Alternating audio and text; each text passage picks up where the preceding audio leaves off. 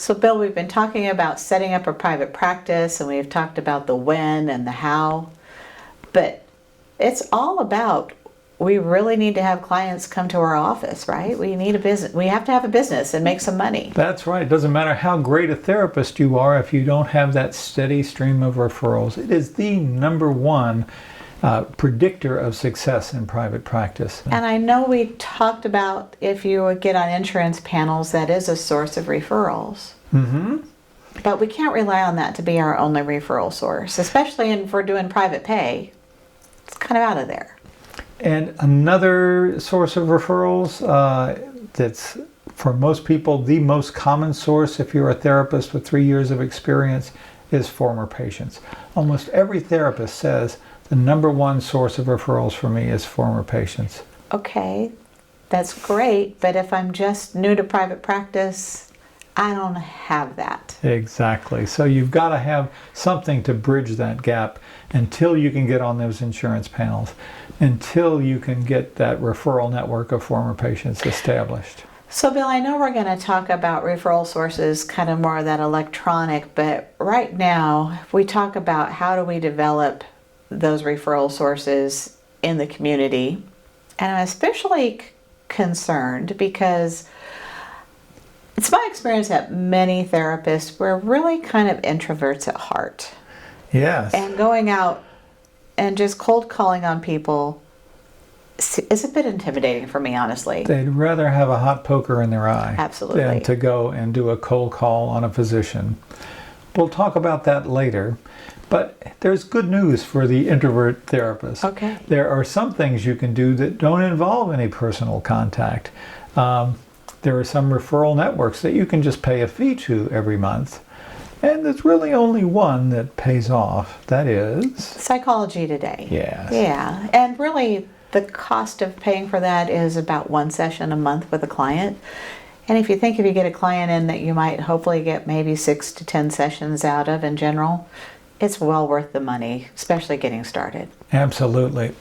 Now, it behooves you to look at kind of what your competition is in Psychology Today. See who you're competing against. See how you can stand out and get a great photo of yourself.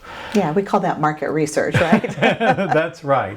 It's just like on a dating site. You're going to check out and see what other people are saying about themselves before you write up your... Right. But on Psychology Today, I know that you can put a profile on there, but there's also a place to link your website to. Mm-hmm. So how important is having a website? Oh, absolutely. If you don't have a website, give up. Think of some other profession. You have to have a website. It is where people go. Even when you get those word of mouth referrals, they're going to hit your website to make sure about you before they ever walk in for that first session.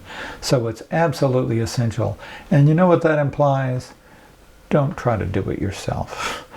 I was just going to ask. I mean, I'm kind of techie, but I don't know that I could develop my own website. Well, you can. There's plenty of, there's Weebly, there's other places that say, oh, we'll do your own website. There's plenty of places that will state, oh, it's easy. Don't pay a service. Just do this. We have simple tools available.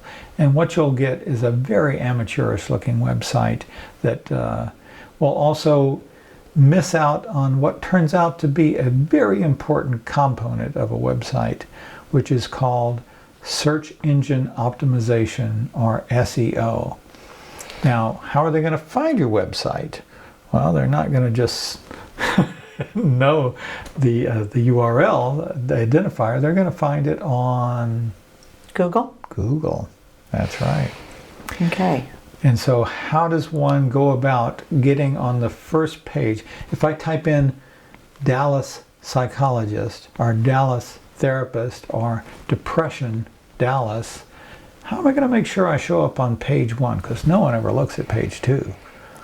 I imagine we either have to be really good at that SEO thing. Right. Or maybe we can pay for it. Yes. Okay. Yay.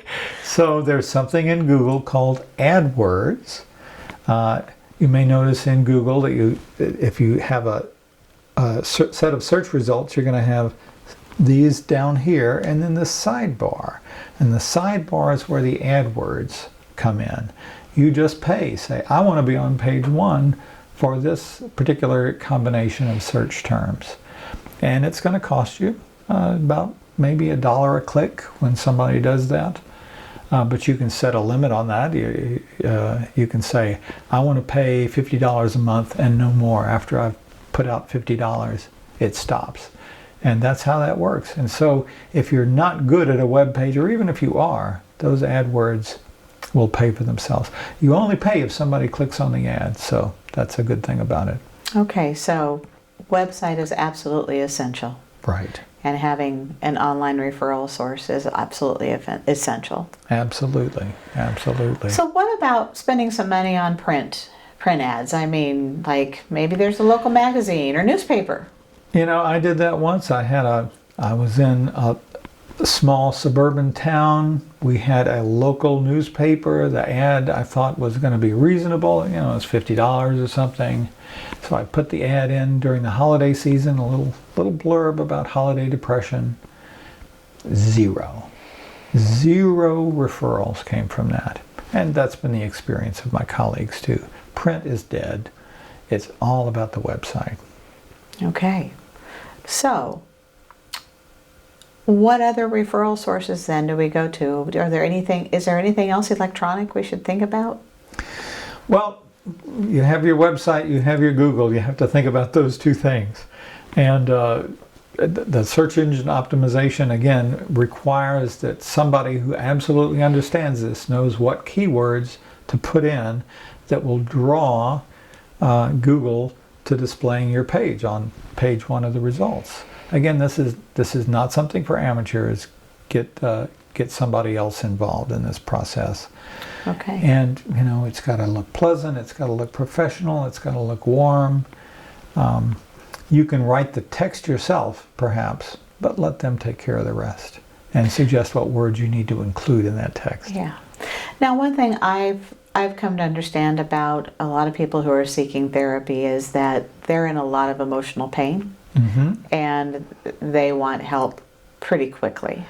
Right. So what happens, you know, it's a Saturday night, it's 3 a.m, Sunday morning. They're looking for a place to go find therapy. Right. How can you take advantage of that? So there is a way to take advantage of that. And one of the nice things about therapy appointment is that they provide a tool that you can put on your website that says, make appointment now. And you don't have to be awake. You don't have to know it's happening. But in the background, completely controlled by the patient seeking the appointment, they can set an appointment and suddenly relax. And you know what happens if they set the appointment? They don't look at any other therapists in town. They stop on your page and they set the appointment, and it's relieved. And, you know, when does distress occur? Does it occur at noon? No. Does it occur in the morning? No. It occurs about 8 p.m. That's when they've had the argument with their spouse. That's when they confront their own loneliness or sense of meaninglessness in their lives. That's when they do the search. And if you can get them an appointment right then, you're looking good. Absolutely. I think another thing to make sure to not overlook is having a Facebook page for your business, and that's a free tool, just setting that up, and at least it can also lead to your website and have another place that people can search for you. Right, because Facebook is kind of separate from the rest of the internet in that way. It is. And there's a certain demographic that goes along with Facebook. Right. And you can buy ads on Facebook as well. Yes, you can. That's easily done. So I know when I moved to a new community, Bill, that I had to go create those referral sources and talk to people in person. Mm-hmm. And it was not an easy thing to do. It was very intimidating. And I probably put it off for a good chunk of time. And gets easier over time, of course, as you gain more expertise at it. But understand that the people that you're going to see they expect to see people like you. They've gotten visits before.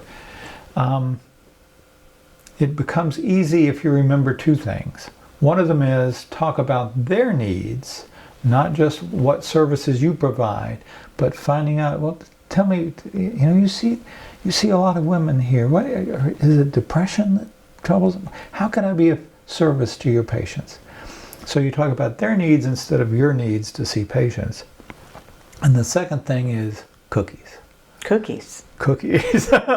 Always take cookies wherever you're going, whether it's to see the physician or, more importantly, the front office person. The front office person is more likely to handle referrals than the physician in the back. The nurse or the front office person, bring them some cookies. I suppose this would also be a good place to give them some things in print to have on hand. Absolutely. That's where those brochures come in handy. Again, print is dead, but that I'm talking about magazine print there. Okay. Brochures are great things to have. Stack of business cards. Okay. So nicely, professionally done brochure, not one that you just Not one that you did did on yourself. your own word self. Yeah. Not one that's clear that Make it happened- nice and glossy and match your Right. website maybe, right? Not coming out on paper out of your printer with the streaks on it. No, Yeah. It's got to be professional. Yeah. And I know that it takes some money to get that set up, but it's a good investment. Sometimes people wonder, to get the most referrals, should I be a specialist or should I be a generalist? Should I just say, all I do is OCD, so I'll get the entire population of this city who has OCD? Or should I say, I'm a generalist. Whatever problem you got, I can handle it. So which is it? Bill, I'm going to say both. Yes. And I say both because the vast majority, the most cases we have out there for people seeking counseling is anxiety and depression. Mm-hmm. So I certainly wouldn't want to give up that business, especially in the beginning. Right.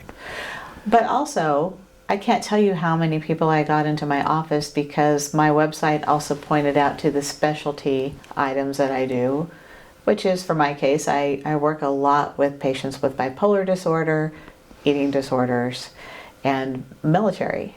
Mm-hmm. And so they often choose me because I have that type of experience and can meet their needs in those areas. Right, right. So when you think about how many people in a community have OCD, 100, 200, versus how many people have problems with, as you say, anxiety, depression, or I would add relationship problems. Absolutely.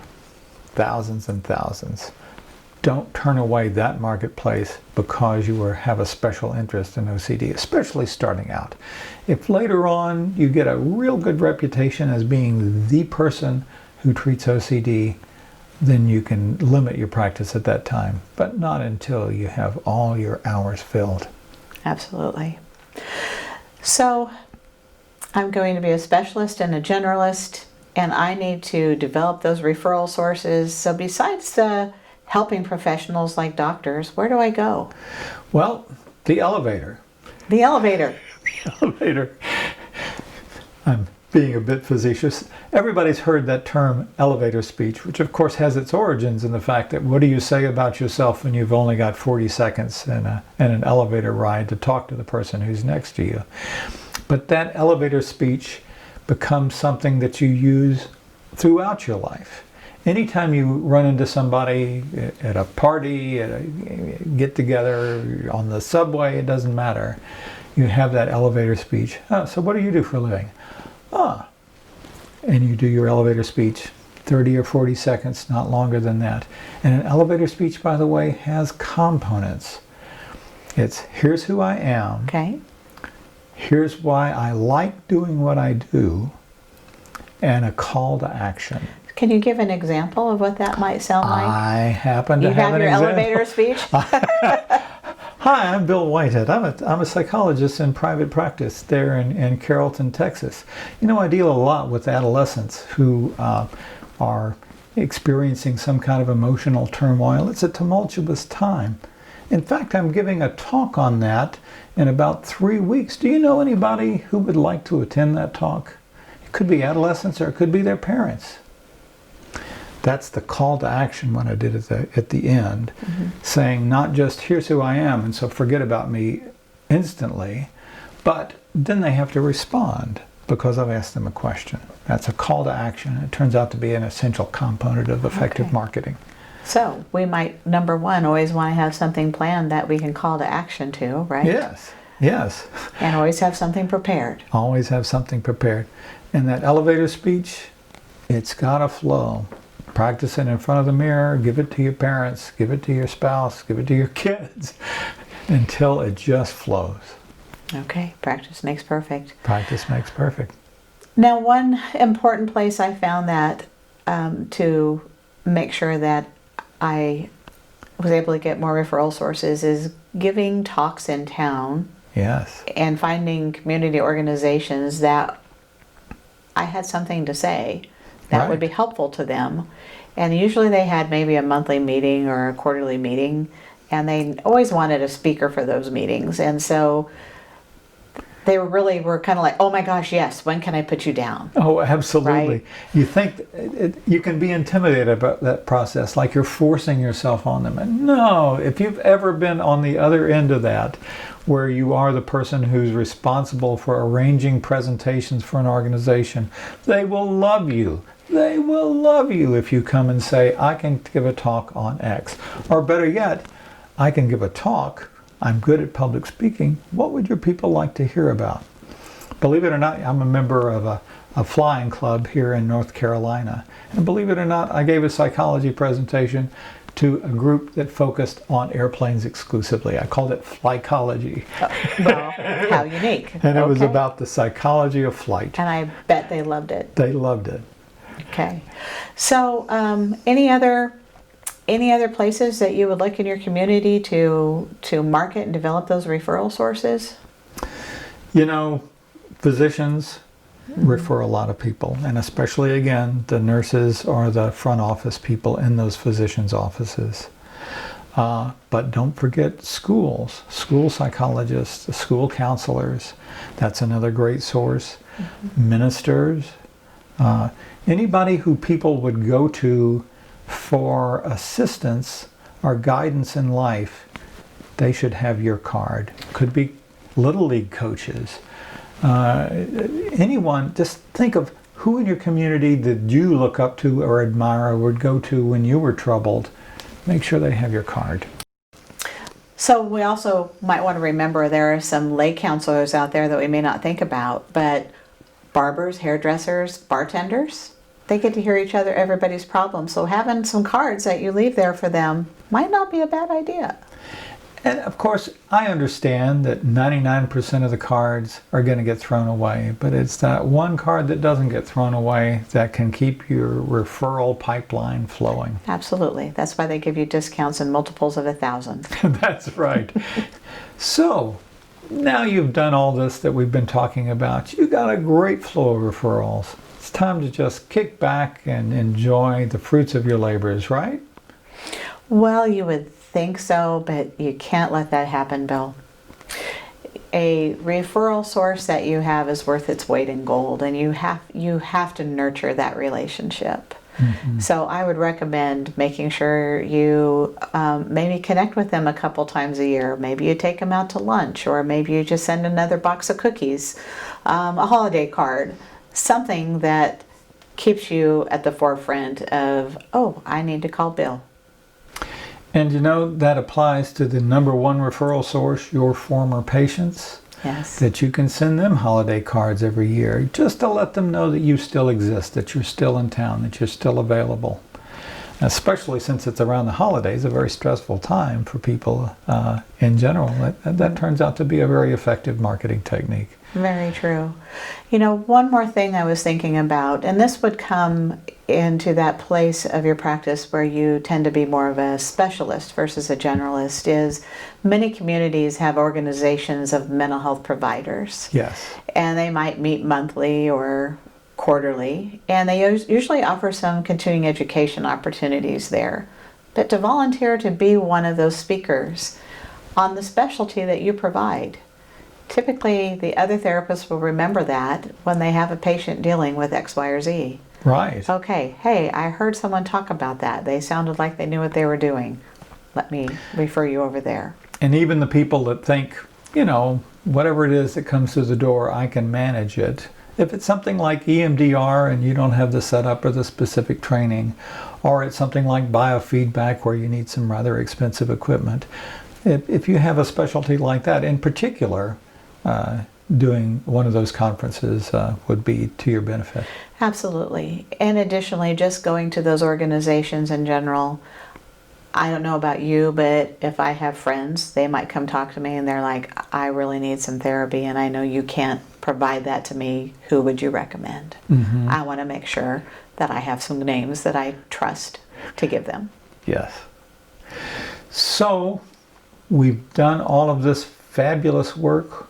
We've got a referral source network that's flowing.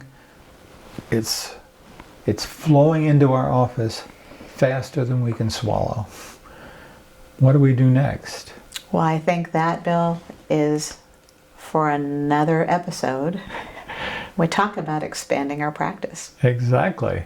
About when to hire another therapist and when to open a second office location. Absolutely. Let's do that next time. So join us there. Yes.